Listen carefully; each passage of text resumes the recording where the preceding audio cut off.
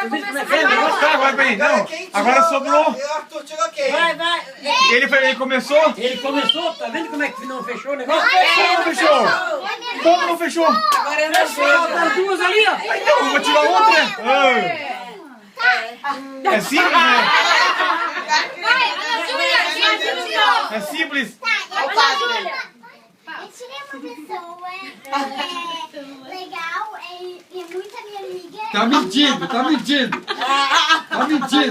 E vocês brigam comigo. Olha.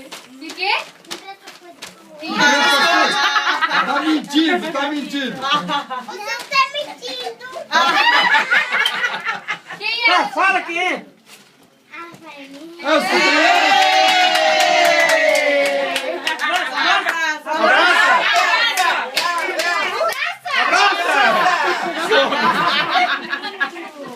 Rafael, quem que tirou?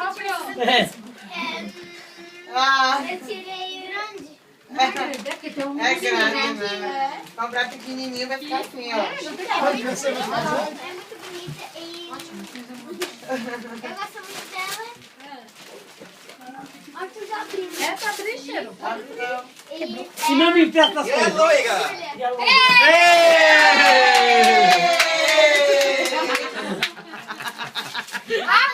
Abre. Mas acontece isso. Acontece. Deixa a Titi abrir branco. Não dá certo. Porque quem ele tirou ele dele. Já começou, então teve que... Não sei como ele repetir ele. Sobrou ela? Fazer o quê? Paciência? O que tu ganhou, filha? Nossa, cara. Essa que eu filha aí, cara. Nossa, agora não. Mostra aí. Não, vamos beber mais. O que tu ganhou, Julinha? E tu, Julinha? Nossa, teu sonho, hein? Teu sonho. É o sonho dele? Agora vai dar no menino tudo. Nossa, agora vai começar a tirar em tudo. Eu vou matar você. Breno. Não, é só brincar. Tá, e o do Léo, o que foi? Aqui, O Léo não viu dele? Te dou lá. Pega o Léo. Olha. Oi! Que legal!